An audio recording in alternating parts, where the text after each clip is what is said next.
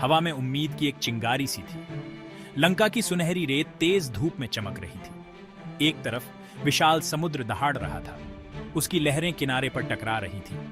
दूसरी तरफ सोने और कीमती पत्थरों से बनी भव्य नगरी लंका मृग तृष्णा की तरह चमक रही थी। युद्ध का मैदान भयानक रूप से शांत था। दो सेनाएं एक दूसरे के सामने खड़ी थीं। सुनहरे मैदान के विशाल विस्तार से अलग हुई। हवा में तनाव घुला हुआ था। सन्नाटा केवल समुद्र की दूर की गर्जना से टूट रहा था। लंका का स्वयं मानवता का भाग्य अधर में लटका हुआ था।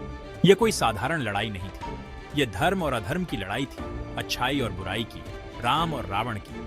उनकी इच्छा शक्ति के टकराव से, नियति के टकराव से हवा भी कांप रही थी। एक भयानक टकराव का मंच तैयार था।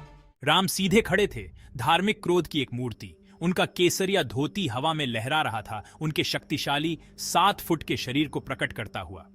उनकी त्वचा के नीचे मांसपेशियां उभरी हुई थीं, वर्षों के युद्ध और तपस्या से निखरी हुई। उनकी आंखें, जो आमतौर पर करुणा से भरी होती थीं, अब दृढ़ संकल्प से जल रही थीं। वह धर्म के अवतार थे, कमजोरों के रक्षक, राक्षसों के संहारक। युद्ध के मैदान के उस पार उनका शत्रु राक्षस राजा रावण खड़ा था। राम से 15 फुट ऊंचा रावण एक भयानक दृश्य था। उसके 10 सिर गरजे, उनकी 20 आंखें घृणा और अवज्ञा से जल रही थी। उसने अलंकृत कवच पहना हुआ था। उसकी 10 गर्दनें सोने और रत्नों के हार से सजी थी। रावण की हंसी युद्ध के मैदान में गूंज उठी। एक ऐसी आवाज जिसने रीढ़ की हड्डी तक कंपा दिया, सबसे बहादुर योद्धाओं को भी। उसने अपनी 10 भुजाएं उठाई, हर एक अलग हथियार लिए हुए था, और एक दहाड़ लगाई जिससे स्वर्ग भी हिल गया। उसका अहंकार साफ दिख रहा था। उसके हर हाव भाव में शक्ति की प्यास साफ झलक रही थी। पहला तीर हवा में गाता हुआ निकला, रावण के हृदय पर लक्षित एक घातक प्रक्षेप्य। राक्षस राजा केवल मुस्कुराया और उसे अपनी तलवार से अलग कर दिया। लड़ाई शुरू हो चुकी थी। राम, एक अचूक धनुर्धर, ने तीरों की बौछार कर दी। हर एक को घातक सटीकता के साथ निशाना बनाया गया था। हर एक किसी कमजोर प्राणी को गिराने में सक्षम था। लेकिन रावण कोई साधारण दुश्मन नहीं था। उसने अपनी 10 भुजाओं से प्रत्येक तीर का मुकाबला किया। तलवारें आपस में भिड़ी, चिंगारियां उड़ी, हवा धातु पर धातु के टकराने की आवाज से भर गई। रावण, उसके 10 सिर आग और जहर उगल रहे थे, राम पर हमला कर दिया। वह इतने बड़े आकार के लिए आश्चर्यजनक गति से आगे बढ़ा। उसकी विशाल भुजाएं घातक मेढ़ों की तरह झूल रही थीं। राम अपने पैरों पर हल्के चकमा देते और बुनाई करते थे। उनके अपने हमले तेज और सटीक थे। वह एक नर्तक की तरह चला गया। उसका हर आंदोलन शक्ति और अनुग्रह का एक सिम्फनी था। लड़ाई छिड़ गई, वार और जवाबी हमलों का बवंडर। रावण अपने क्रोध से प्रेरित होकर अथक रूप से हमला करता रहा। उसके 10 सिर अपनी अवज्ञा की दहाड़ रहे थे। राम शांत और एकाग्र, अटूट दृढ़ संकल्प के साथ प्रत्येक हमले का सामना करते थे। उनके भिड़ंत के क्रोध से सुनहरा युद्ध का मैदान कांप उठा। इस पूरे द्वंद्व युद्ध के दौरान एक मूक पर्यवेक्षक किनारे पर खड़ा था। हनुमान, शक्तिशाली वानर सेनापति, अपने चेहरे पर एक अथाह अभिव्यक्ति के साथ युद्ध को देख रहे थे। 10 फुट लंबा खड़ा होकर वह सबसे ऊंचे योद्धा को भी बौना बना देता था। वह मांसपेशियों का पहाड़ था। उसकी ताकत पौराणिक थी। उसके बाजू पर एक सोने का कड़ा चमक रहा था, जो उसकी अपार शक्ति का प्रमाण था।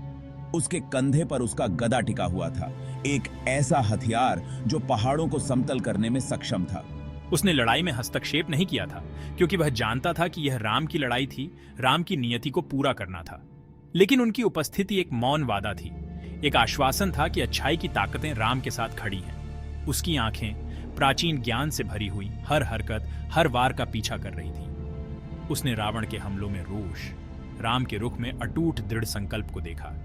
वह जानता था कि यह लड़ाई, हालांकि ये एक भौतिक स्तर पर छिड़ी हुई थी, अंततः अच्छाई और बुराई के बीच, धर्म और अधर्म के बीच की लड़ाई थी। चरमोत्कर्ष जल्दी ही आ गया। रावण थका हुआ और घायल एक घातक गलती की। उसने खुद को खुला छोड़ दिया। उसका अहंकार उसे खतरे से अंधा कर रहा था। राम ने अपना अवसर देखा और उसे जब्त कर लिया। वह एक खास तीर के लिए पहुंचा, एक तीर जो देवताओं की शक्ति से ओतप्रोत था। यह कोई साधारण हथियार नहीं था, यह राम बाण था। वह तीर जो कभी निशाना नहीं चूकता था, वह तीर जो सबसे शक्तिशाली राक्षस को भी मार सकता था। एक मौन प्रार्थना के साथ राम ने तीर छोड़ दिया। यह सीधा और सच्चा उड़ गया, युद्ध के मैदान में आग का एक निशान। रावण चौंक गया, उसके पास प्रतिक्रिया करने का समय नहीं था। तीर उसकी छाती में जा घुसा, उसकी दिव्य ऊर्जा ने उसके बचाव को चकनाचूर कर दिया। राक्षस राजा लड़खड़ा गया, उसके 10 सिर एक मौन चीख में पीछे हट गए। उसकी आंखों से अहंकार गायब हो गया था, उसकी जगह अविश्वास, समझ का भाव आ गया था। उसकी 10 भुजाएं उसके बाजू में गिर गईं, उसके हथियार जमीन पर गिर पड़े। राम, उसने हाँफते हुए कहा। यह शब्द एक घुटन भरी फुसफुसाहट थी जो मुश्किल से युद्ध के मैदान में पहुंची। फिर एक आखिरी कंपकंपी के साथ शक्तिशाली राक्षस राजा रावण गिर गया। उसका आतंक का शासन आखिरकार समाप्त हो गया। सुनहरा युद्ध का मैदान शांत हो गया। केवल किनारे पर लहरों की हल्की फुहार की आवाज सुनाई दे रही थी।